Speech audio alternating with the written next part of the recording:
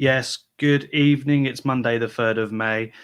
Welcome back to the third tier. Tonight we're joined by Gary, who is a Lincoln fan, but we'll start with introducing the usual suspect. And good evening to Matt. Matt, how are you doing? I'm all right, mate. Thank you. Yeah, enjoying the extended weekend. It's been a bit different, though, hasn't it, with the social media blackout? So Twitter's been a bit quiet, and Gill's conceded in injury time again. So standard. Water's wet. Exactly. Yeah, it's been a weird one. Obviously, it's been a powerful message, and I'm glad you brought it up early doors because it's a good thing, obviously, that these massive companies and football teams are coming together and showing sort of how quiet social media is and how sort of you see a lot of normal people tweeting now and how it's not sort of glamorized by all the sort of noise that big companies make on Twitter. And hopefully it's the start of something, like I've said in our tweet, that is that shouldn't already be happening. So we have a gentleman with us today who we haven't seen for a long time, but welcome back to the team, Matt. Ben. It's good to see you. How you doing?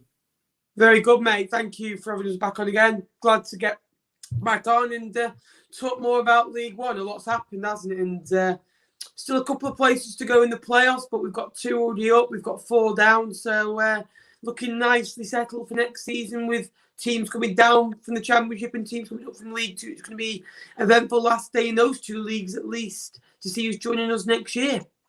Yeah, I think tomorrow's a massive game, isn't it? I think Rotherham have got Derby got Sheffield Wednesday, haven't they? So Rotherham got Luton tomorrow. Yeah, Rotherham got Luton tomorrow and Derby got Sheffield Wednesday on Saturday, and they both potentially could go down or could stay up depending on the result tomorrow as well. So massive day for sort of League One to decide who's coming down as well. So we'll see how that pans out.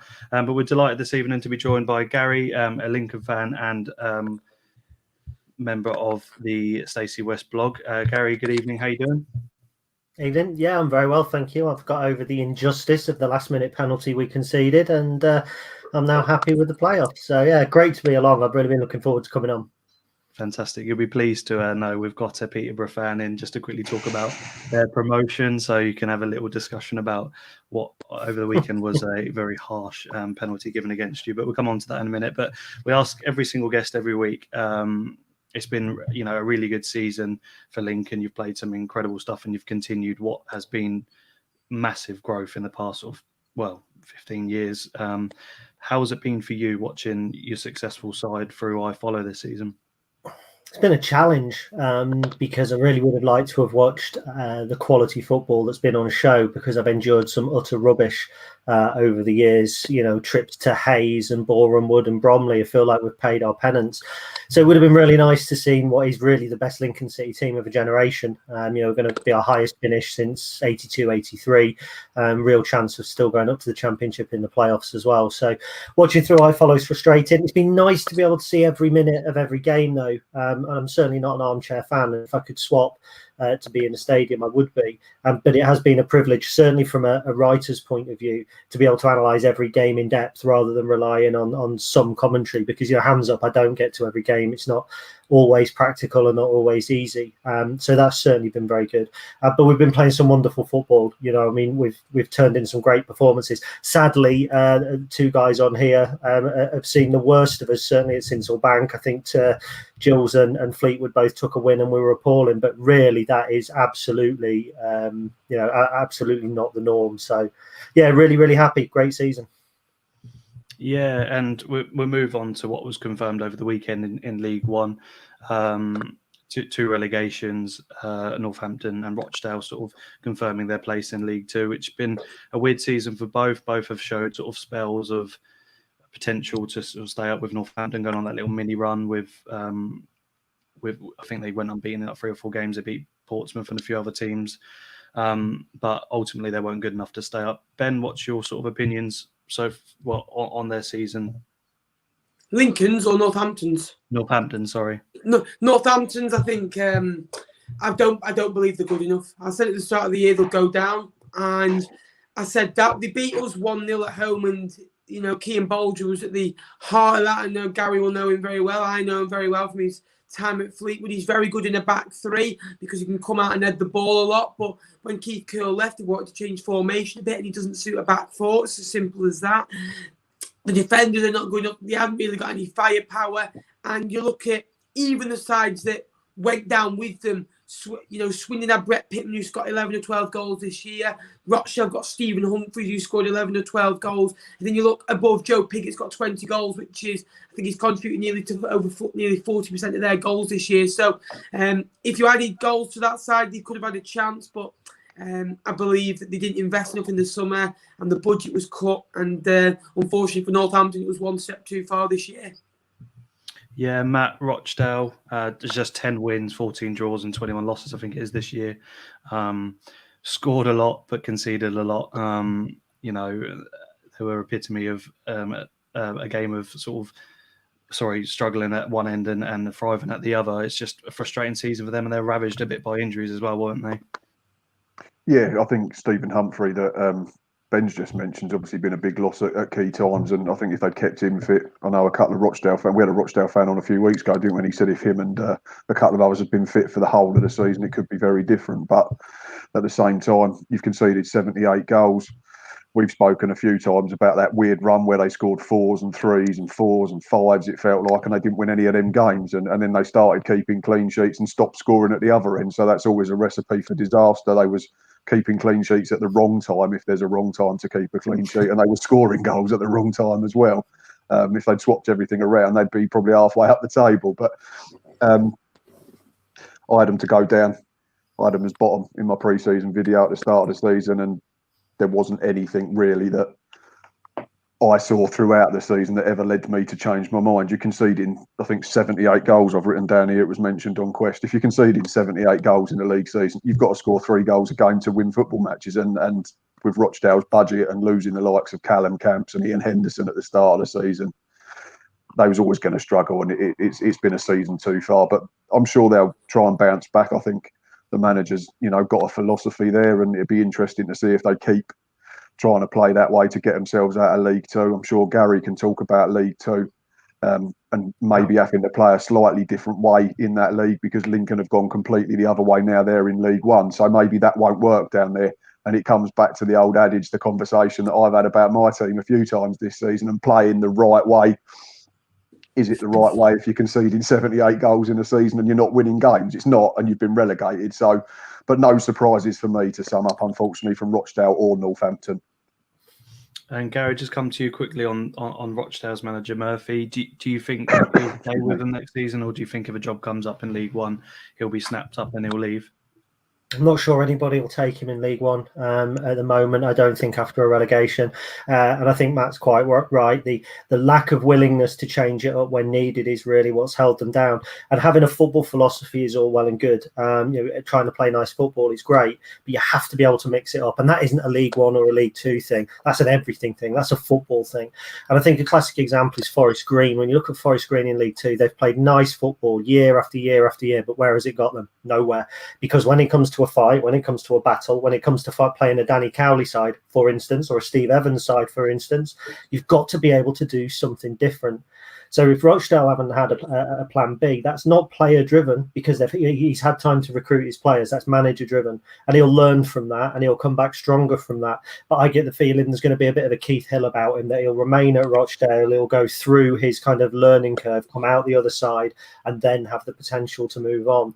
And also just touching on the excuse there they've used about injuries. Yeah, I get that. Hey, we've all had them, haven't we? I mean, we've been decimated. We've lost at one point. I think we went to Oxford and we had 9 first-team players out for one thing or another. That's this season. You can't hide behind that. You can't hide behind last-minute penalties. Where you are after 46 games is, I'm afraid, where you deserve to be. And I like Rochdale's football, but they deserve to be relegated.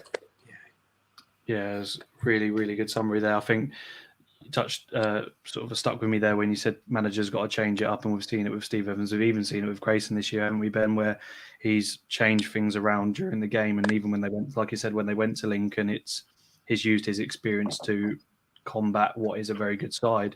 And I remember even when you played Blackpool, Gary, that we went 2-0 up. You made a couple of substitutions really quickly, and all of a sudden you're on the front foot, and you deservedly got those. Say deservedly, but they were two really good chances, and you took them. And that was a sign of a manager who's had experience at this level and is not scared to change things up at times where it's needed. So, really good point. Now, talking of changing things up and taking points from behind, we're going to introduce Tim now, who's a Peterborough fan. Tim, welcome. You got the most points from losing positions this year, as Ben tweeted out over the weekend, and that's one of the reasons why you're promoted. Yeah, it's certainly a big factor of it. I think you're quite right. I think the summary that Gary gave there, particularly relevant with the last minute sort of penalty comments there. Really, I think it's a real grit and a real spirit about this team. I think they showed that on Saturday. And you do get what you deserve in football. You get the odd game where perhaps you don't get the result that perhaps the match deserved. But over the course of a season, you generally get what you deserve. And I think the grit that we've shown with coming back in some of those games and taking those points from losing positions, hopefully feeds into the fact that that's why we've got ourselves promoted. But Gary summed it up perfectly there, really, in terms of not just League One football, but football in general. Yeah, you went over the line on Saturday, 25 wins, 9 draws and just 11 losses. Talk to us about Saturday. What was your emotions? I heard that I think the manager's or the owner's wife turned it off at 3-0, and she thought maybe it wasn't your afternoon, but you showed sort of great heart to come back with the 2 goals. I'm not going to talk about the third one because we're all going to agree it wasn't a penalty, but it's that bit of luck. I'm sure we've all been there this season where you've got a penalty. It shouldn't have been a penalty. You scored a goal that wasn't a goal, and scored a goal when you shouldn't have scored a goal, for example. And like you say, you get what you deserve in football. And I think after the curtailing of the season last year, you deserved what you got. But how was Saturday for you, and what was your emotions going through the game at 3-0? So, not good for my heart is probably how I would describe it. I mean, I was incredibly lucky. I was actually at the game. I was there as a guest of one of the 3 owners. So I had a really unique view. I was sat with the owners watching the game. We sat with the Lincoln officials that were there as well. It's one of those moments that you look for as a football fan. Not only, do you get promoted, but you do it in such it's the most Peterborough United way of doing it. 3-0 down, playing absolutely dreadful, down and out, looking like we're going to have to get something away at Doncaster next week, which is never a good place for us. And as soon as we got that first goal, I think a lot of Posh fans at that point just knew it was just one of them Posh days where we were going to come back into it. It was a bit of a blur, if I'm completely honest with you, Tom. It was, I'm still on cloud 9, as you would expect. It's what keeps you loving this sport, the unpredictability of it. You just never know what's going to happen. Just elation really is, and relief is how I would sum it up. Yes, I was going to say you must be relieved after last season as well. And Gary, did you catch the game on Saturday? Yes, I've not missed a minute. I thought for 65 minutes we looked like the team probably going for promotion, but it wasn't to be. I think there was an element from Michael Appleton actually of protecting some of our players in readiness for the playoffs. So I think even at 3-0 up, he took off Liam Bridcutt. Posh scored within a minute. And I think that was a defining 60 seconds because we lost our leader and the wind was clearly then behind their sails.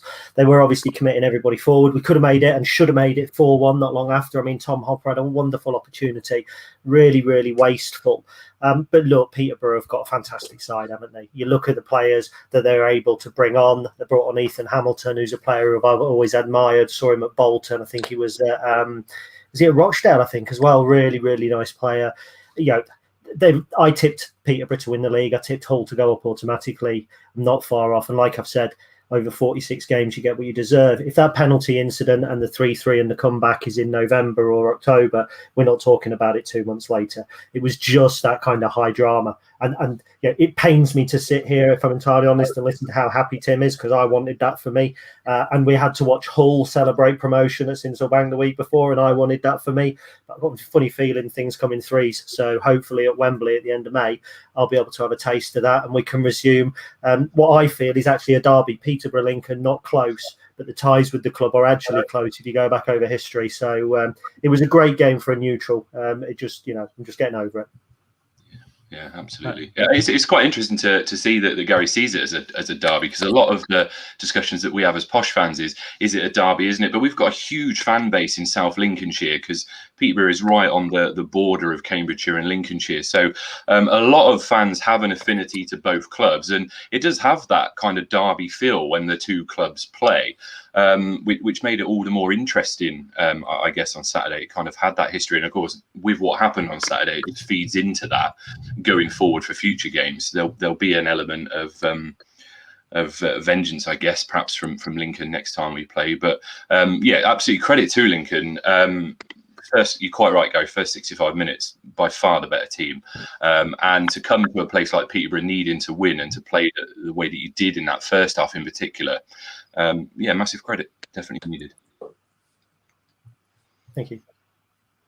Yeah, I'm just going to jump in there as well. I've just got a couple of questions. One sort of a summary, because I said when Lincoln beat us at the Priestfield, I think start of February on Sky TV, that I thought Lincoln were probably the most complete 11 I'd seen, or the most complete 14, 15, however many substitutions they made that night. And at full strength, I thought they were the most rounded team that we faced this season. Obviously, like Gary's already mentioned, we got the other side of them at Sincil Bank a little while afterwards, and couldn't believe the difference in terms of the performance from Lincoln City that night. And I also said that Peterborough, after they beat us at Priestfield 3-1 and we'd led at the break, they have the highest ceiling. And I think we probably saw elements of both sides doing that in 90 minutes at the weekend, because for 65 minutes, Lincoln City were absolutely spot on in terms of a performance away from home on a tricky pitch as well. That was as close to perfect as you can get. But then, and like Gary's alluded to, you take off Liam Bridcoe, who is a big player, and he's been a miss over the last few weeks before he come back from his injury. Suddenly, the goal comes quickly, but then Peterborough just go through the gears, and I still think they've got more gears than any other team in the division. Better than Sunderland, the Portsmouth, Hull even as well. Hull are so good at grinding out results and picking up points when they're not at their best. But one question for you quickly, Gary, was the second goal, the free kick from Johnson Clark-Harris. From my point of view, looking at it on the telly, can your keeper do a bit better? Did it take a deflection? The angle wasn't great. I was looking at it. So maybe Tim can answer that better, being in the ground as well. But I'll come to you first, Gary. Obviously, it's your goalkeeper.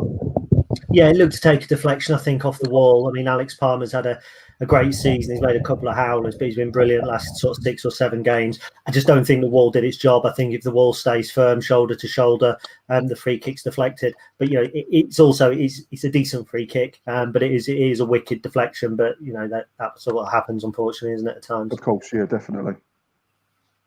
I think he's answered it then, Tim, but obviously you can give us your view from inside the stadium. Yeah, so the view I had of it, we were looking sort of right down the barrel with it. It did take a big deflection. It would be unfair to put too much blame on the keeper, because the deflection completely wrong-footed him. It was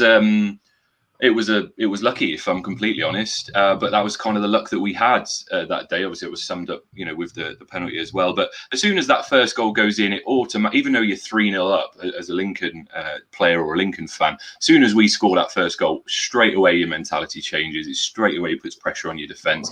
And even if you've got a really complete squad, that really is going to test your mettle in such a massive game to concede when you're 3-0 up. And I think at that point, Lincoln really had a massive job to keep Posh out at that point, because you're quite right, Matt. We can start to go through the gears, and as soon as we got that first goal, we switched it about in the middle a little bit, and we had a formation change. And it's no discredit to Lincoln, but I think any game at that point, that the whole dynamic of the game changes, and whoever's playing, I think it would have played out in a similar sort of fashion. But that free kick really just kind of summed up the rub of the green that we had for that last half an hour, to be honest.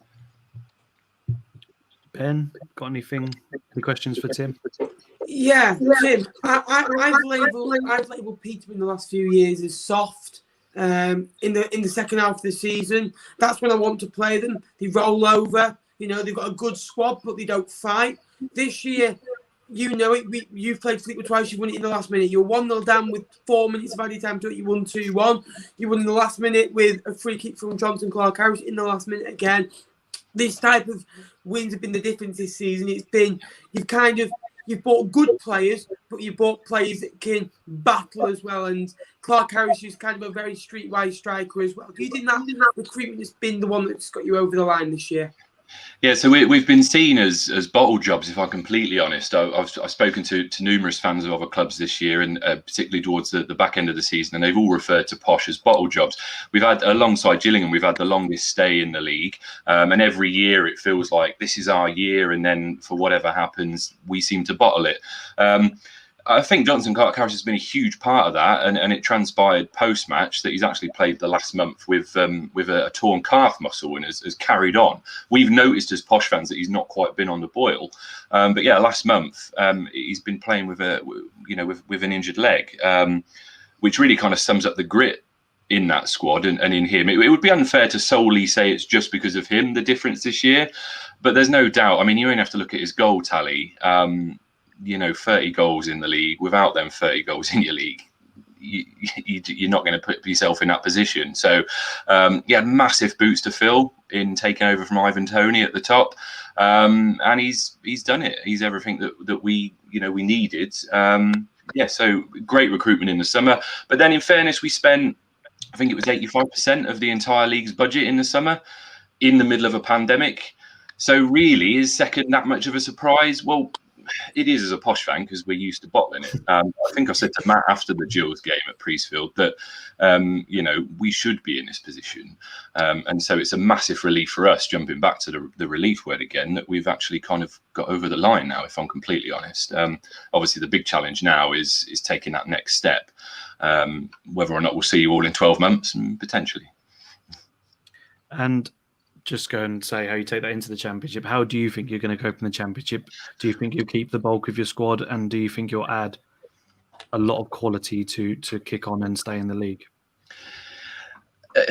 My heart says that we're nearly there as a Championship club. My head says we're still a little way off. If I'm completely honest, I'm looking at the teams that are going to come up with us, and if any one of those four that's in the playoffs alongside us and Hull, I think we'll be the smallest club in the Championship again next year, and that's fine. Every time we're up there, that's the kind of billing that we play. But we're turning a corner.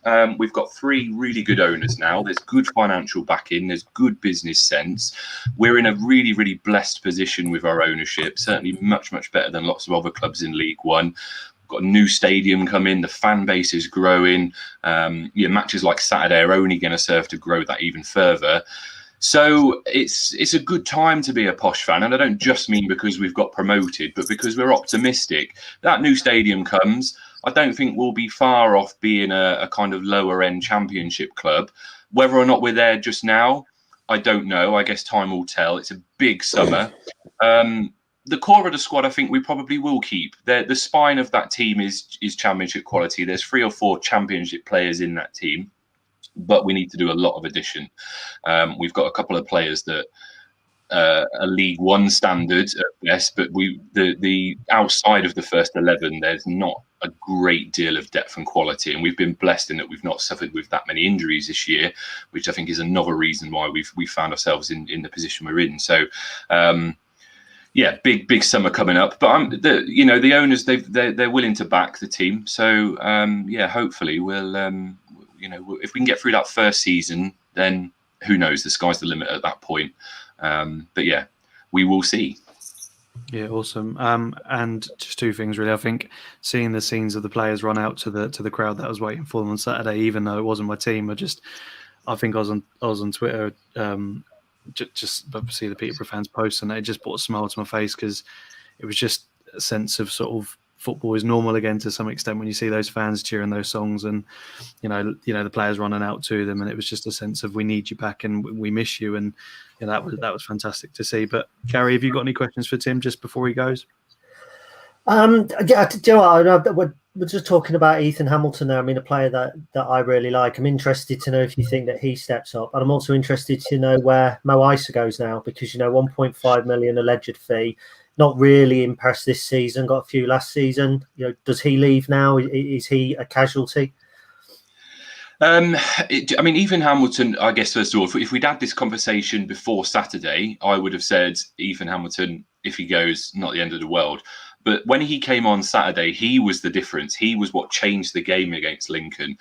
He replaced Taylor, who went off injured, and he really kind of, we use the adage of going through the gears. Taylor was the clutch in that. Hamilton was the clutch in that. He was the reason that we started passing forward and we started attacking a lot more. I guess he's still quite young. I mean, he comes from good stock, obviously, with his youth days. So I'm interested to see if he'll step up. I think we've got a couple of players that will fare better in the Championship. It's a different style of football, and Hamilton is probably one of those. Mo Isa, so how do you solve a problem like Mo Isa is what we've been asking all year, because he is a natural goal scorer. You give him the ball in the box, he will score 99 times out of 100. The problem with him is you have to put it on a plate. He won't drop back. He won't do the work. If you can carry a natural goal scorer, he'll get you plenty of goals. The problem is the way that Posh play. Our strikers need to be so much more than just goal scorers because of the way that we play football. And unfortunately, I don't think he fits into our style of play. That said, again, the Championship is a different kettle of fish. It's more his level. I think he is Championship quality, but in the wrong team potentially, if that makes sense. I think a lot will depend on how we recruit over the summer. I wouldn't be surprised to see him go, but then equally, I wouldn't be surprised if he stays. Who knows? Is what I suppose is where we're at just now. He seems quite content. So yeah, we'll see. Cool, thank you, Tim. Congratulations again, and thank you so much for coming on and for being nice. Hopefully, I don't see you on the third tier again for a while, and you get to enjoy some Championship football. But all the best for next season, and maybe me or Gary will see you next season. Brilliant. Cheers, Faz. And Gary, just to you, just before I do go, all the teams that we've played this season, looking at the teams that are left in the playoffs, I'm not just saying this because of the company that I'm in, but I genuinely hope Lincoln go up out of the four that are looking like they're going to be there. And the reason I say it, but the reason that I say that is purely based on, I've watched every game this season. Yeah. They're the only team that have really kind of consistently with the games that I've watched.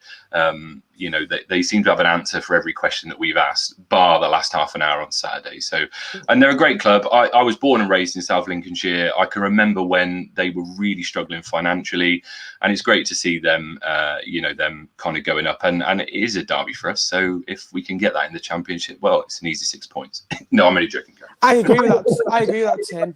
I want Lincoln to go up at the playoffs. Hopefully. Tim, just a quick question, Tim. We didn't have to answer any questions to Peterborough. Well, who do you support, Tom? Blackpool. Do you know what? So, yeah, you didn't. I mean, Blackpool quality-wise, particularly that second game, it was just we weren't at the races. I mean, Blackpool have had a weird season, haven't they? They really have had a strange season. But yeah, the thing is, I don't, and it's no disrespect to Blackpool. I would much rather do Lincoln away than Blackpool away. We never do well up in the northwest. So yeah, I would. It's easier to get to as well. So Lincoln.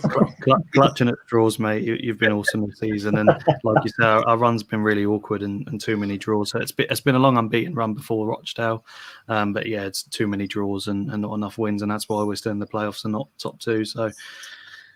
Great to have you on, Tim, and once again, congratulations. All the best, fellas. Thanks. Cheers, Tim. Cheers, mate. Good luck next season. Cheers. Right, moving on. I'm going to go through the League One scores from last Tuesday to begin with. Just going to share my screen. I do apologise for not having a graphic this week, guys. It's been a long one at work, but I will just quickly get these up. Give me 2 seconds. Yeah, everyone see that all right? Yep. Just about. Yeah, that's about it. Thank you. Sorry, yeah, zooming in. Apologies for not having the graphics this week, guys. I will have them next time. I'll start with you, Gary. Any shock results from sort of Tuesday's round of fixtures? I know it was a while ago now. We've had a game since, but we always review the week that's just gone. So any standouts for you from last week? I mean, there was some big results. I'm not going to discuss the Peterborough one. I think in context it would have been a big result, but with hindsight, it's really not. Accrington Portsmouth, I think, was a bit of a thriller, wasn't it? And obviously, I've got a bit of a vested interest in Portsmouth because I am a huge Danny and Nicky Cowley fan. I think they're great people. I think they're great managers. I'm really interested to see how they get on. And that was a challenge. I think I might be wrong, but did they play Accrington this weekend or play them on the last weekend of the season as well? It's on Sky. I think it's tricky. I think it's going to be a big ask for Portsmouth, but it's interesting to see Danny and Nicky just settling in. I don't know if they've already got it, but the job will be theirs permanently. And I think next season Portsmouth are going to be real challengers. But you look on the flip side at Accrington Stanley, they are, with the greatest of respect, a League Two club in size, in fan base, probably in means. There's teams in the National League that have got a little bit more to spend pound for pound than Accrington. And what they achieve every single season at the moment is nothing short of momentous. And you might well give Grant McCann Manager of the Year for doing what? Taking one of the richest teams out of the division when they quite rightly should do. But I mean, I'd say Michael Appleton's up there. John Coleman's got to be up there without a doubt because what he achieves there is brilliant. Nothing short of brilliant. Huge show. And Ben mentioned a few there. For me, I'm with Gary. I think the Accrington game for Marquis to finally get a goal and a superb finish, to punish sort of a tired Accrington Stanley to then go up the pitch and score an own goal. In some respects, you got to feel for him, but in some respects, that's football summed up, isn't it? The drama of football, and it was a very unfortunate own goal, but it's put Portsmouth in a position where they probably look at they're much more of a knife edge, and if they win that game, they're much more comfortable going into Saturday's round. Absolutely, and a lot of Portsmouth fans and football fans are criticising John Marquis. He scored, I think it's 17 goals this season. I know they're expecting that 23, 24 goal season. He had a bit of a drought halfway through the season. So, it's not a bad point at Accrington Stanley. They were 2-0 down in that one as well. So they probably would have taken a 3-0 draw. Blackpool, huge win. Then when they go to the bigger boys, I think, they just work fantastically. And Maxwell, by the way, how he's not in League One Team of the Year is an absolute disgrace. I think it's 20-21 clean sheets and with a massive save late on in the game. That is as good as I've seen. He was excellent at Fleetwood. And then you look at Burton hammering Fleetwood. This is a Fleetwood side who's got one of the best defences in League One, best defence away record in League One this season away from home. And Burton scored, I think that's 14 wins in 23 since Dino and Jimmy Floyd-Hasselbank came in. So I agree with Gary. I think what Michael Appleton has done and John Coleman. But my two manager of the years is definitely Jimmy Floyd-Hasselbank and Liam Richardson at Wigan. Those two, what they've done, I would never have expected Wigan or Burton to stay up in the different situations that they've gone on. Yeah, no, it's a great show, and unfortunately, because they haven't achieved much in terms of obviously Appleton has so far securing playoffs, but because you survive relegation and you don't really get noticed much, you never really see those sort of managers get. But you're absolutely right, and I'm really happy for him that he's got the job permanently. And can I just say as well? Sorry to interrupt. Can I just say as well, Mike Appleton deserves to be up there just for his recruitment alone. The players that he's brought into Lincoln this year, Brennan Johnson, getting George Grant, the squad that they've got, and he's got, not on a big budget as well. I think is superb as well. Yeah. So I was just saying that I think I'm not saying they pull up trees next season, Matt, but I don't know if you agree. Do you see Wigan not challenging next season, but do you see them vastly improving now they've got new owners and a manager that's settled within the club? I think we've said a few times on here, haven't we? We all probably want Wigan to do well this season. We've all wanted them to stay up, aside from 2 games when we've all hoped that they have absolute shockers and we beat them. But aside from that, we think what they've been through, where they were in the Championship last season under Paul Cook when it all restarted in the summer, only to have it all snatched away in the wrong way for me. I thought it was done really poorly from the EFL, but we could probably have a whole podcast series on what the EFL do wrong, certainly. But another game I just want to touch on as well is, and another potential candidate to be up there in terms of managerial awards, and that's Mark Robinson at Wimbledon. I think he's done a phenomenal job since Glyn Hodges was sacked. Looks like he's tried to change the way they play a little bit, trying to get them to get it down a bit more. And they've probably stayed up because they have one thing that a lot of them teams underneath them don't have, and that's a massive goal scorer in Joe Pigott, who's got 24 in all competitions, I think it is, and something like 18, 19 in the league. But I think Mark Robinson deserves huge credit for what he's done at Plough Lane. As much as I thought they'd go down, so my prediction's now wrong. It's another new ground to go to next season as well, fingers crossed, because it's not an enjoyable trip to the, whatever it's called, the Cherry Records Red Stadium, and generally we do pretty crap there as well. But it summed up Rochdale as well, unfortunately, again, that game, didn't it? They were 2-0 up, looked like they was, defending okay, then conceded twice in 5 minutes, got themselves back in front, and you think they're giving themselves a chance, and then shoot themselves in the foot in the 96th minute again, that man Pigott. But yeah, I think Wimbledon have been brilliant since they've changed their manager, and they've certainly had that bounce. But unfortunately, manager of the year will probably go Grant McCann. Not that he doesn't deserve it before Hull fans jump on me. No, it's like Ben just said. It's not and Gary. Yeah, so it's not the fact he doesn't deserve it. It's just the fact that you kind of expect Hull to get promoted, and therefore it's still a decent achievement. But under different circumstances, could he cope with what Liam Richardson and other managers have done? I'm not too sure. But just quickly touching upon sort of Saturday's results, there were some not too many shocks in there, Gary. But again, what was your feelings over the weekend? I know your game stands out like a sore thumb just based on the fact you were 3-0 up. But any more in there that stand out for you other than your own? Well, there are a couple actually. There's two teams I really want to touch on, because what I always like to look at when you get to 44 is the teams that are showing some sort of form that might actually be all right like next season, or you're looking for the slow burners, where a manager's gone in and it's a project, and it's not like a Michael Appleton 6 months and boom, off you go. It's 2, 3, 4 years. One of those teams that impressed me, and certainly in the way that they try and play a Crew. They came back very late against Charlton in midweek and got the point. They won at Bristol Rovers. Okay, it's not the hardest place to go and win at the moment. David Artell deserves a huge amount of respect. Because he went into Crewe Alexandra and they were something like 20th in League Two, and they are solid League One material now. And I think without the pandemic, with a little bit more back in the way that they play and their youth, their youth system, I think they could be a real dark horse next season. So it's interesting to see them putting a couple of wins together. I look a little bit further down at Shrewsbury and Oxford as well, which is a game that interests me now. I actually think Shrewsbury have been the unluckiest team in League One this season, just behind us in terms of injuries, COVID. I mean, having Steve Cottrell out for so long. We went there the other night and it really impressed me because they started with a flat back four. We were overrunning them and they showed the foresight to adopt their tactics during the game, change it up, which we talked about at the top of the programme. And then they were a real solid prospect. They beat us 1-0 at Sinsel.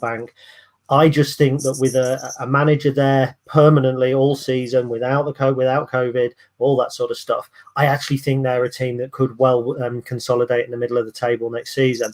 Oxford, who beat them 3-2, I'm beginning to wonder if Carl Robinson might be in Last Chance Saloon, because I see Carl Robinson not really taking them forward. I see them spending a bit. I see them with what I think is a really, really nice squad. But they're just so horribly inconsistent. I think his time's running out and it couldn't happen to a nicer guy. I don't disagree. I think just before Matt comes in, he wants to touch upon what you said about Crewe.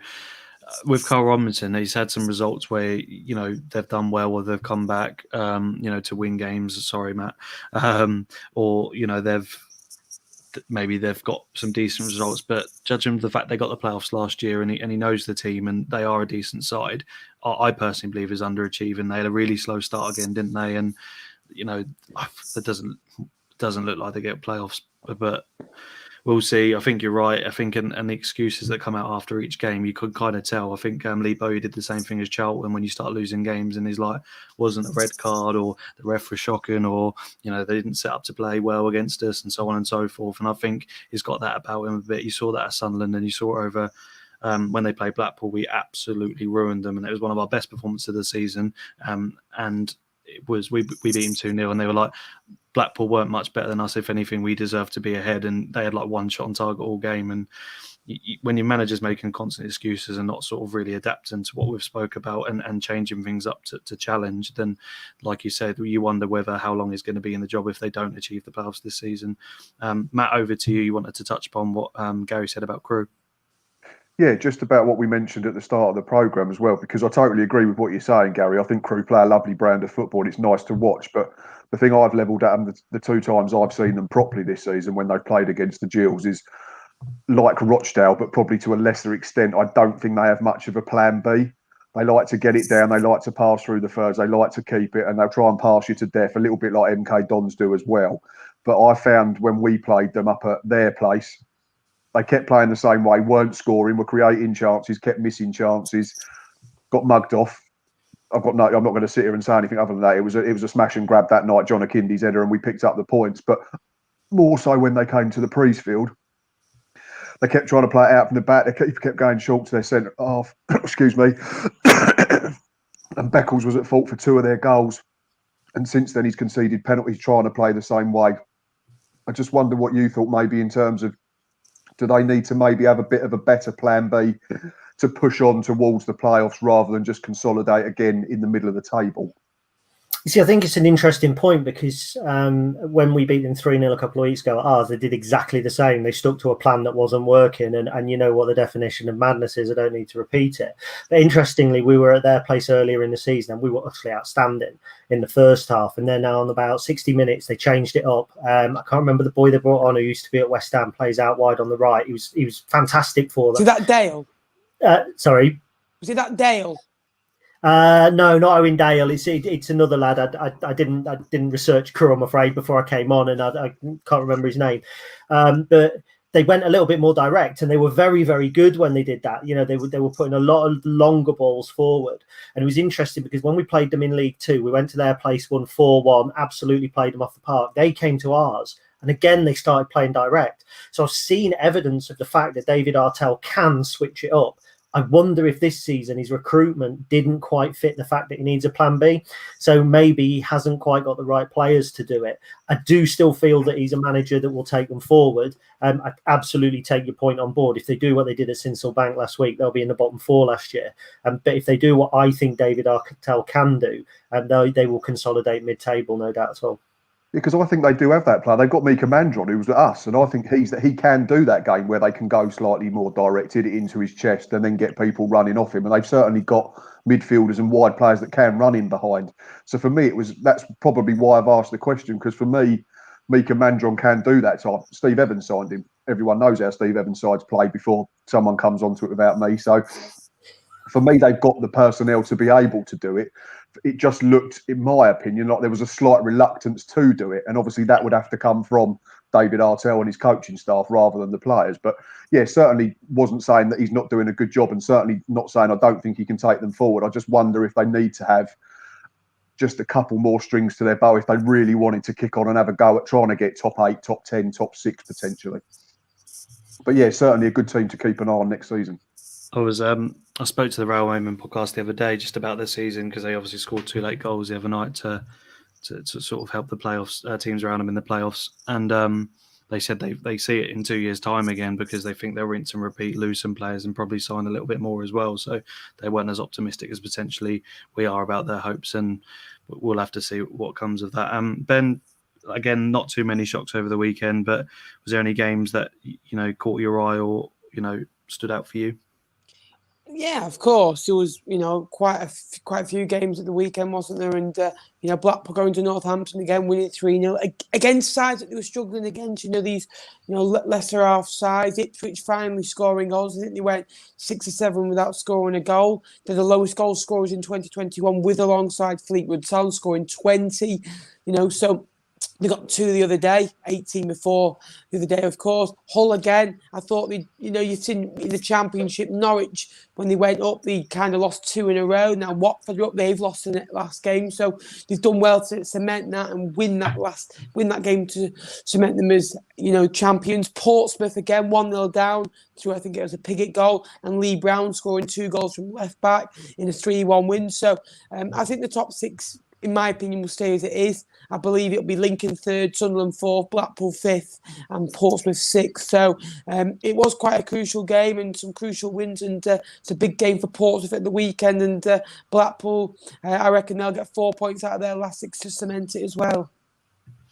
Yeah, we've got Doncaster tomorrow, and we need a point. And I'll be watching that game with nerves, because if we don't get a point, then Saturday becomes all that big, and we don't do too well against teams at home that are struggling. So we'll have to see what happens tomorrow night, and we'll come on to those fixtures a bit later. But first and foremost, Gary, you're our special guest today, so we're just going to spend a bit of time getting to know you a little bit. So talk to us about your time supporting Lincoln, your favourite memories, and maybe your worst memory of supporting Lincoln so far. Okay, we've been a Lincoln supporter since 1986. I can still remember the date, October the 5th. It was a Sunday, and we got beat 4-1 by Hartlepool in front of 2,000 people. It was woeful, and I loved it. It was great, mainly because I was allowed to swear at 8 years old, or at 7 years old, I think. So yeah, it was a great moment. But Lincoln's in my blood. My dad was a fan. His dad was a fan as well, going right the way back to kind of wartime. So I've always wanted to be a footballer. I don't have the physique, the ability, or the stamina for it. I wanted to be involved in the club. So in '98, I became the mascot, Poacher the Imp. I did that for 16 years, briefly moved away and gave it up. And then when I came back, bought a season ticket and have been basically running the Stacey West since, which I do to fill the gap for not doing Poacher, because I want to feel involved. I don't want to feel like I'm a better fan than anybody else, but being a Lincoln City fan does kind of define me, and people know me for that. So in terms of greatest moments, winning the Vauxhall Conference in '88 was brilliant, because as a kid, my old man said I had to support 2 clubs, a big club and a little club, because a big club and Lincoln, because if I support Lincoln, people are going to take the mickey out of me. So I picked Luton out of a Panini sticker album, and within 6 months, Luton had won the Littlewoods Cup and Lincoln won the GM Vauxhall Conference, and I was top boy at school for a couple of months there, so that was great. In more recent times, 2016-17, coming up out of the National League, look, we were, I talk about non-league now in quite a blasé way, but North Ferriby away and getting beat was a reality. I seem to remember Bradford Park Avenue beating us in the FA Trophy, losing away at Carshalton. You were just looking at it thinking, what's become of my club? And in one season, it just turned around completely. I know there's the FA Cup quarter-final, hit the headlines, going to Arsenal. I get goosebumps now thinking about Nathan Arnold's goal against Ipswich. But for me, the moment was when the final whistle went against Macclesfield and you were back in the Football League. And believe me, until you've been out of the Football League and then come back in, you don't know what that feels like. And granted, Fleetwood they went up the year. I think it was 2011-12 they came out. That promotion's brilliant if you're a non-league club and you've climbed, brilliant. If you've been somewhere, if you've been playing Man City in your lifetime and then you're looking forward to Maidenhead, just getting back was electric. Since then, it's just been brilliant. You can't really fault being a Lincoln City fan. We've progressed. We've played different types of football. We've got through managers, players, and we just seem to have that golden touch. I think there's an element of the Swansea about us. Fans of a certain age will remember Swansea being in what is now Division 4, down the bottom, and all of a sudden they started climbing, and they went through managers like Laudrup, Rodgers, Martinez, and every time they got rid of one, they replaced with a similar sort of philosophy. I get the feeling that's where we are now. So it's never been better to be a Lincoln City fan. Yeah, some really good points there. Matt, you got a question for Gary? Yeah, I just wanted to touch on one individual who played a huge part in Lincoln's history, going back probably to the early 90s, and he had 2 spells, and it probably seems a little bit poignant at the moment, such as with the social media blackout that we've got at the moment. I want you to talk to us about Keith Alexander. I think he was the first permanently appointed black manager in the Football League, wasn't he, at the start of the 92-93 season? He was it 92, 93 or 93, 94? But yeah, he was. He was the first permanent black football manager. In his first spell, he played wonderful, expansive football like Ardiles' Spurs. I don't know if that's an old person reference, but that sort of, rubbish at the back. But going forward, it was brilliant. We played Everton in the Coca-Cola Cup, and I think the aggregate score was something like 5-4, and this was a good Everton side at the time. But he just didn't quite have he didn't quite have the experience as the manager at that point. He came back as the cheap option. There's no doubt about it. We'd had Alan Buckley as manager. We went into administration with the ITV Digital Claps. Keith was his assistant. Alan Buckley left. We couldn't afford anyone else, so we got Keith in. And it was almost like if we finish third from bottom, that's going to be brilliant. And what he did 2002-03, I would love to have mentioned that in my special memories, but this isn't a podcast of me just telling you about all the brilliant times I've been being a Lincoln City fan. But 02-03 was very much like that, because it was one of those seasons where we restored our pride. I mean, he went fishing. The players he brought in on paper should have been rubbish. Some of them were. I mean, we had a guy called Dean Cropper. Oh, dear me. But he brought like Simon Yeo from the non-league, Simon Weaver from the non-league. He brought Ben Futcher from the non-league. Is that the lad that's now the Harrogate manager, isn't it? Yeah. Yeah, Simon Weaver. So he was a youth team player at Sheffield Wednesday, and he drifted out of the Football League.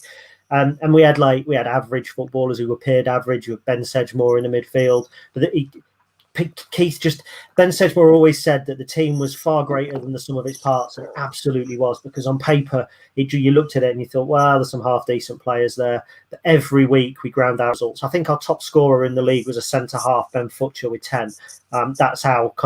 That's the sort of team that we had. But we finished 7th on the last game of the season, and Keith became a hero. The next season he had his brain aneurysm.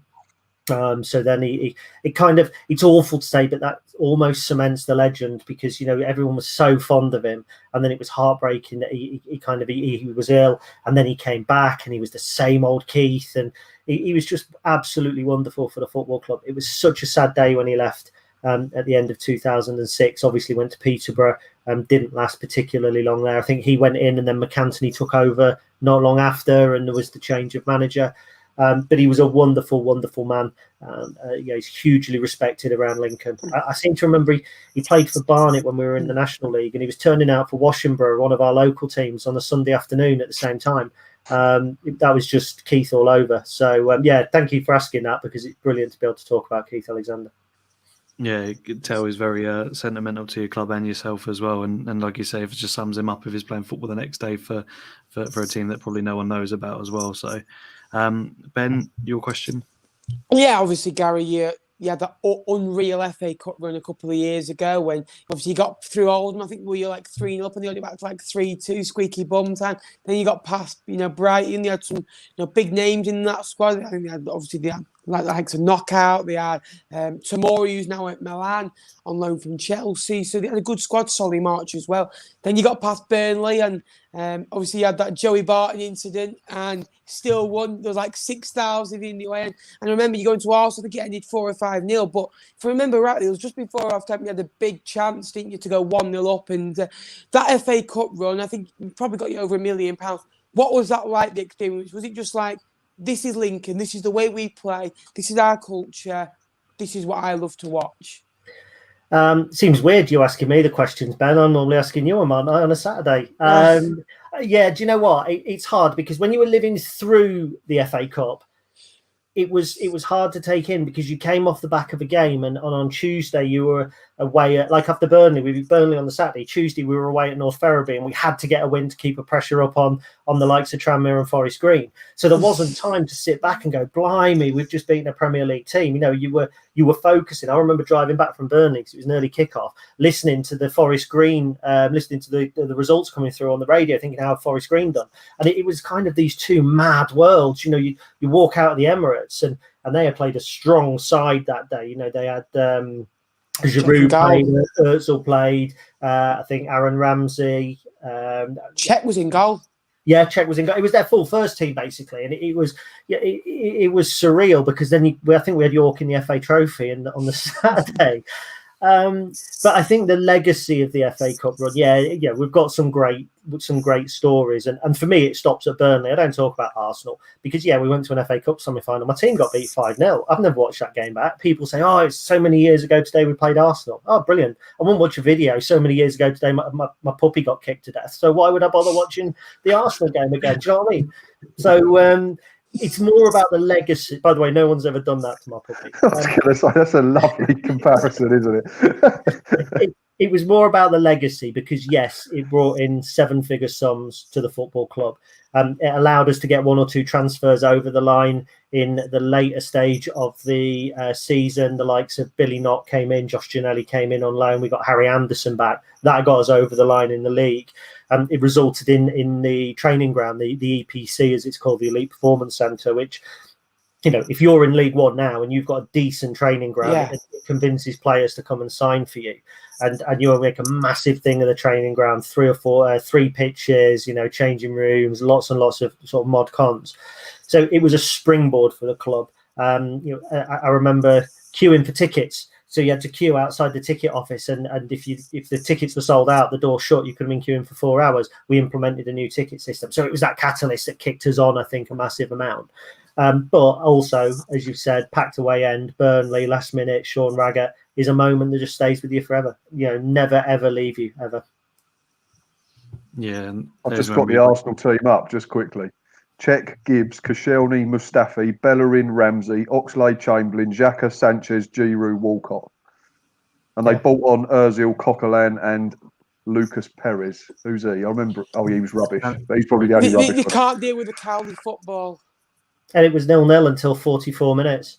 Nathan Arnold had a shot that if he got it on target, we go 1-0 up, but it was 0-0. The worst thing is they'd played Sutton in the round before, so they had what looked like an easy round, and they'd put the kids out at Sutton, and I think they'd only won 2-0. If they'd put the kids out against us, we were going to the FA Cup semi-final because we sounds twee, but we were men and we knew what we were doing. We played the right brand of football. Yes, it was direct. It wasn't always pretty, but it wasn't always long ball either. And look, Matt will know all about this. People can label you long ball all you want, but when you've got players like you had Jordan Graham, we had Nathan Arnold. When you've got players like that, you're not long ball all the time because they're effective when they pick the ball up out wide, when they run at players, when they beat players.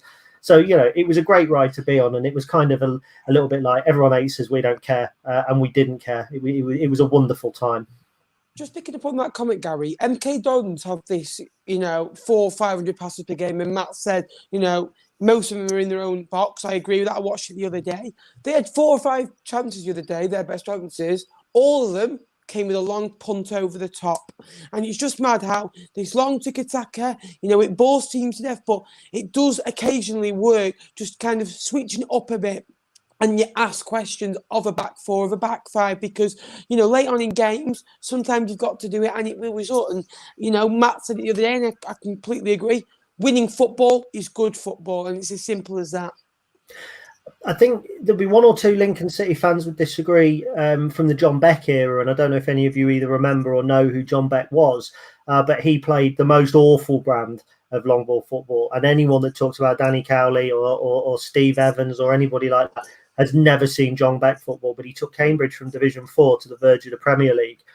But it was horrible. I saw John Beck bring a player on 50 minutes, tell him to get into what he called danger alley and cross it. The guy got into danger alley and pulled it back. 2 minutes later, he substituted him for not following orders.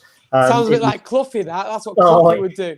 Yeah, it was rigid. I mean, John Beck was a character. If you don't know who he is, research him. He was arrested before a game for whiskey smuggling against Leyton Orient. He was a massive character. But even now, we got promoted. With the last time we were in the 3rd tier, 97-98, it was his team that got promoted. There are Lincoln fans now that said they would rather not have been promoted than have to sit through his type of football. So I'm with you. I think winning football is good football. And when you're winning, you can then start being picky. But if you start playing and losing, you go back to what you knew. This was not an argument I had because he didn't reply to me, but there was a Lincoln fan a few weeks ago after we'd won at your place.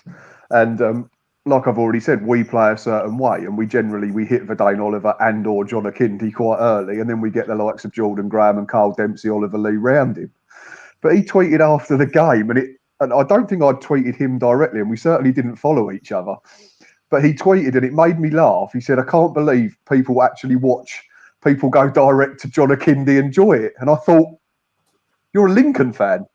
You got promoted out of League 2 doing that. And I asked him, and it went very quiet, and I never got a reply. But I just thought, the sense of irony, I couldn't believe it. But well, we went long with Verdane Oliver, and that kept us in the National League. His goals kept us in the National League in 2012-13, I think it was. So look, it's easy to be snobby if your team's playing well and winning. It's easy to be pious if your team's playing nice football and losing. Say, will we play it the proper way? But you ask any Rochdale fan, hand on heart, right now, would they rather be where Gillingham are with their football or Rochdale with their football? And they're going to pick Gillingham, and yeah, even I said it after you beat us 3-0, one style's beat another style because it's the go-to place. And as football fans, you always look for your defence. You always look for when Blackpool conceded the 2 against us, you're kind of looking at it and thinking, well, there's a bit of a smash and grab. You look for the defence. It's never anything personal. I think when you sit down and you look at things honestly and analytically, if you're going to play a long ball forward, then brilliant. But like I say, Jordan Graham's a player I'd have at Sinsel all day long. Absolutely wonderful player. As is the boy at fullback, Ogilvie. I've always liked the look of Ogilvie. Thought he's a really good player. Carl Dempsey's a good player. Those footballers aren't just, it's not just kick it forward to the big lads and see what happens, is it? You've just brought me pain there, Gary. Kyle Dempsey, why Joey Barton never said, I think he left for Gillingham, he goes, he's not gone on for bigger and better things. Kyle Dempsey's one of the best midfielders in League One. And, I'm doing a League One under-rated team and he's one of the first in. He gets goals, he gets assists. And, he didn't score a lot at Fleetwood, I'll say that. But Steve Evans has just gone, go and shoot. I want you just gone and say, you play with freedom. And Kyle Dempsey loves that. He did well under Uwe Rosa, and he's so good box to box. And he's a delight to watch, Kyle Dempsey. 8 goals, 5 assists this season. I've got him down as. Absolutely. And that's what I mean. He might not score, as highly as other goal scoring midfielders, but, for a midfielder that, hasn't gone on for bigger and better things, as Josephine said, I think he has. Yeah. We're moving on. We'll just hit the hour mark, guys. It's been an awesome chat, but we're just going to touch on 2 quick things if you can, Gary. Just quickly summarise, if you can, in words, a bit about Stacey West blog, just to give the listeners and viewers just an understanding of what you've done if they haven't heard of you already. Yeah, okay. So Stacey West blog, been going about 5 years now. It's a standard Lincoln City fan site. Fan-driven media is massively important. I feel that certainly at Lincoln, we were kind of at the forefront of that. So we cover all things Lincoln City, past and present, lots of historic stuff, lots of we've got video content, podcast.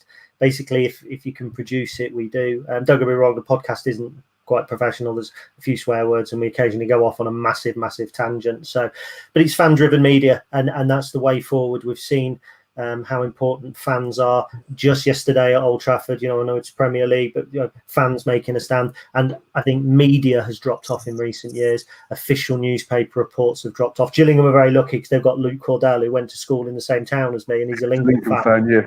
Yeah, really good. He actually once got me headbutted in Horncastle Town Hall, but we'll leave that for a while.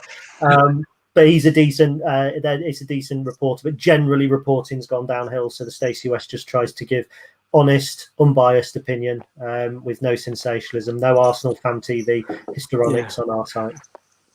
Yeah, and just quickly, we'll tomorrow's fixtures. There's only 3 of them, but the most important ones are Blackpool, Doncaster, and you've got Charlton tomorrow. But your season so far is 22 wins, 10 draws, and 12 losses. That's pretty much, apart from the draws, up there with the top 2. Just 2 things really. I spoke to a Blackpool fan the other day. They said they'd rather play Lincoln than Peterborough in the playoffs, just based on the fact that you'll be hurt and that you didn't get second. And I laughed that off. And I don't really want to play in the playoffs just because you're solid throughout. And I know we're okay defensively, but we haven't beaten you this season. And you've got 3 players over 10 goals. You've got Grant, Scully, Brennan. Is it Brennan Rodgers? Am I going mental? John, sorry, mind blank. Morgan Rodgers. Yeah, I know. But you're in some good form, and I personally don't think you'd be hurting after the weekend. And how do you think you're going to do tomorrow night, and how do you think you're going to cope with the playoffs in a couple of weeks' time? Tomorrow night, I think, is going to be a really interesting game because Michael's going to be thinking about the playoffs. We've been easing George Grant in, Liam Bridcut in, Tom Hopper in. We've got Joe Walsh on the cusp of coming back as well. Brennan Johnson was injured at the weekend. So he's going to be looking, I think, at getting minutes into players without overloading them. So I think you'll see a lot of substitutions around the hour mark. It could become quite disjointed. I actually think Charlton have got everything to play for. They're going to be leaving gaps at the back because they're going to be desperate to get a result. That suits us. We can sit back. If you come on to us, we'll hit you on the break all day long. The teams that we have to break down is when we tend to struggle. And I think we saw that against Fleetwood over 2 games. I think we've only taken 1 point and scored 1 goal against Fleetwood. So, if a team wants to play, not anti-football, but if they want to ask us questions, then we've got to go and answer them. It's sometimes harder than us kind of just hitting them on the break. So tomorrow's going to be interesting. The starting 11's anyone's guess. I think going into the playoffs, this might sound arrogant, and if it does, I really apologise. If we'd had all of our players fit all season, like the Peterborough, like Tim, the Peterborough fan said he had, we'd be automatic promote. We'd already be up by now, and I genuinely believe that because we've had George Grant leading scorer out for however many months. We've had Joe Walsh out for months. We've had Callum Morton out for 5 months. He came back. Tom Hopper was then immediately out. So we've been running on one centre forwardly, and Bridcut has played half of the games. If they all play, genuinely, we don't lose games against Swindon at home. We don't lose against Rochdale at home. We probably beat Fleetwood with the greatest of respect at home. I think before the game, Ben said he expected it, and with those points, we'd be up. So going into the playoffs, I have no fear. I have no fear of Sunderland, and that sounds. We haven't beaten them this season. They've got no centre backs. If you stop McGeady, if you don't get the ball into Wyke, they're not that much of a goal scoring threat. And I think they've got aging legs in midfield. Lee Johnson doesn't know his best 11. I think if we play Sunderland over 2 legs, we beat them. I think Portsmouth is different because you've got the Danny Cowley element. And I think Portsmouth, pound for pound, and Portsmouth fans would disagree with me, have got one of the best squads in this division. Not the best squad, but one of them in this division. But they're still feeling their way in. And I think we know how to play against Danny Cowley's teams. The one team I fear, and I'm not just saying it because I'm on here, is Blackpool. Because I think Blackpool were a side I tipped for promotion at the beginning of the season. Again, like us, I think, as I understand it, and correct me if I'm wrong, you've been through a bit of an injury crisis, which you coped with very, very well. You've got very good players. We've talked about Chris Maxwell. I mean, Jerry Yates, he's an obvious one. But there's the boys you got from Sunderland. Ethan Robson. Yeah, Ethan Robson.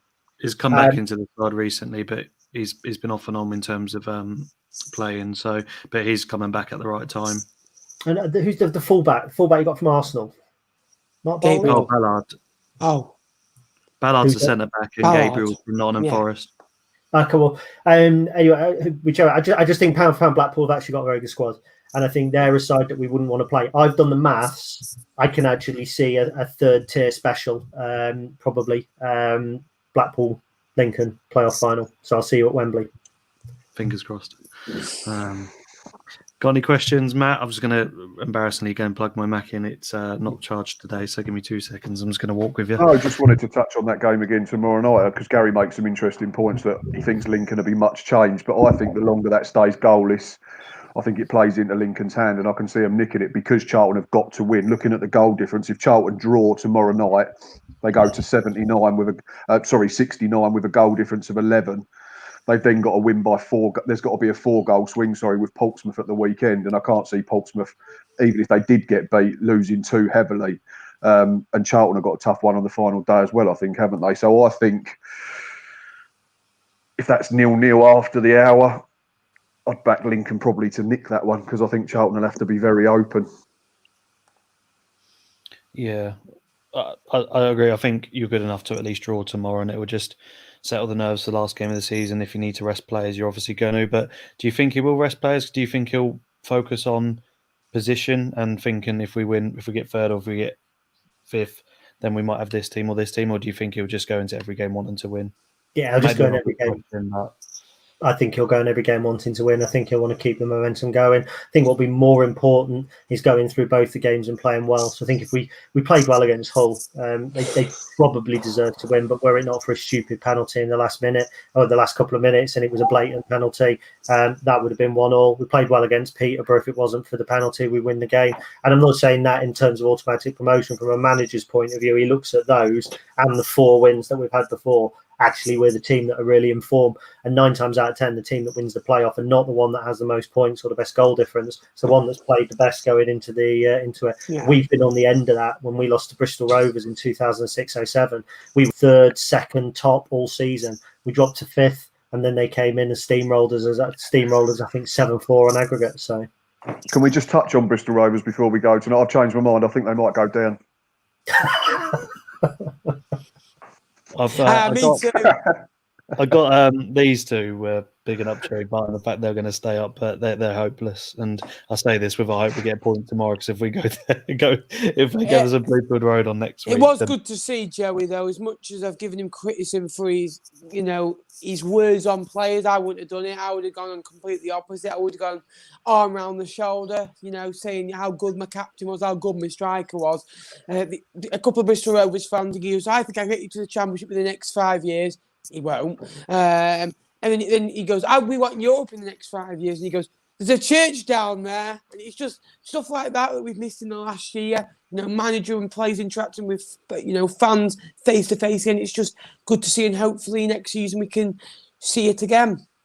I disagree with that comment. He nearly got you to the Championship and Bristol Rovers. You've got to remember, Tom, if he had the best squad that Fleetwood have ever had, you look at that squad, Suter, being amongst it, Louis Coyle now and being a Championship player, Cairns a good goalie, Paddy Madden and Ched Evans, 20 goal a season strikers, and he did well in the season, but he got it massively wrong in the playoffs. And true. He played like a right back, at left back, a winger at right wing back. We had the players fit and kind of scapegoated one of our goalkeepers when, Paddy Madden and Louis Cole got sent off. But, I wish Joey luck and I like him as a person and hopefully he does well with the gas. Yeah, we're going to end it just on looking at the quick league table to see what possibly could happen in the playoffs and who will play who. Just get up, apologies. So take a look at, obviously, the table. We don't need to look past Charlton. How do you see the top six? Do you see Oxford sneaking in, or do you think it will stay the same? I'll go to you first, Ben. Charlton, I think, could get 4 points. I have a feeling that Charlton could beat Hull on the last day. Just with Hull winning the league, I just think maybe they could slip up that and take them up to 72. But I believe Portsmouth will get at least a point against Accrington. Blackpool are going to stay in my opinion. I think they'll be fine. And like I say, that top six will stay the same. Like I said before, Lincoln third, Sunderland fourth, Blackpool fifth, Portsmouth sixth. And I think you'd say, go on then, let's play Sunderland again. You're beating them twice. Was it 1-0 both times? And I reckon that you can do it again. Yeah. I mean, if you look at Maxwell's 2 or 3 saves in that game and that they outplayed us at Bloomfield Road, we had a goal expectancy of 0.34 at Bloomfield Road and 0.44 at their place. So do I really want them? I'm not too sure, but I don't know. I don't think Streaky Lead knows his best formation. I don't think Gary's alluded to. He doesn't know his best 11. He keeps leaving out key players, but whether he sort of sees senses in the playoffs and they do go for it, I'm not sure. They know they're in them. They're not going to be as wounded because they thought they were going to get automatic, but now they know. They look a bit tired. They are vulnerable to concede, but I think we need to start scoring a little bit more if we're going to sort of hurt them, and they might fancy it. They may want revenge. I don't know. I think, as Gary's alluded to, if someone sneaks in at 6th, then you're not going to want to play him. And Sunderland have got the quality to hurt anyone, and Lincoln are the team I want to avoid as much as I can until the final. So I don't know. Maybe I'm being pessimistic because I'm a Blackpool fan. I'm not sure, but we need to sort of seal it with a point tomorrow, and fingers crossed we can do that.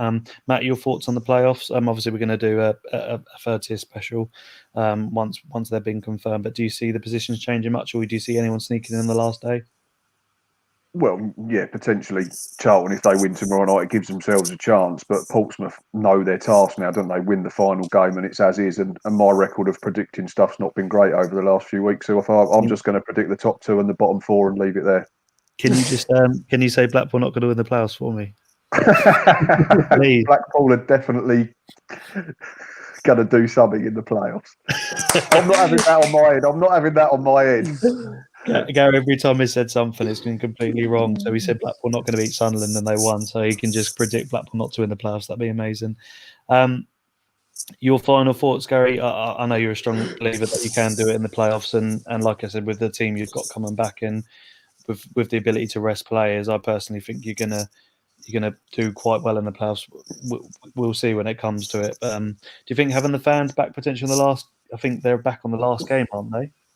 They'll be back for the playoffs. Sorry, for the playoffs. Potentially back for the playoffs. If we finish 3rd or 4th, the second leg will be at home, and it's the first day of my holiday in Cornwall. So that's cracking news. I think Oxford can sneak in. I can see Oxford getting a win on the last day. I can see Portsmouth dropping points. And I can see us and Sunderland swapping places as well. So Blackpool, Sunderland, Lincoln, Oxford in the semi-finals. I think there's a script to be written about Lincoln and Oxford because Michael Appleton's former club and all that sort of thing. I thought it was coming in the EFL trophy, and then we were both knocked out in the semi-final. So I think it might even be coming in the playoffs.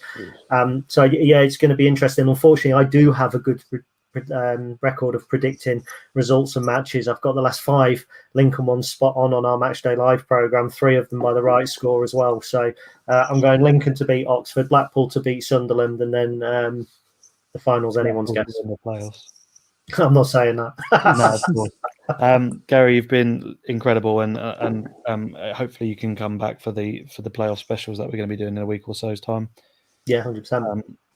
Next show, guys, we're going to be looking at Saturday's, also say Sunday's results, and just looking at that final sort of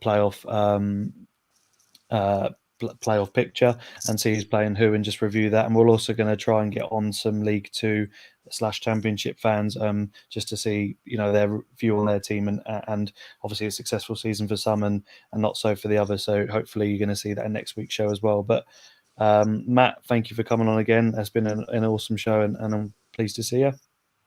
Thanks, always a pleasure. Ben, welcome back, and thanks for coming on. It's good to have you back. Absolutely great to be back on, Tom, and thanks for having me on again, mate. And good to see you, Gary, as well. And thank you for coming on. Thank you for having me. Really enjoyed it. No, good man. Thank you. Thanks, guys. And this video will be out obviously after the blackout. So thank you all for viewing it after in advance. And the audio pod's going to be available as well. But if you can please share, like, and subscribe to the YouTube channel and help us grow, that'd be great. But from all us at the Third Tier, good night.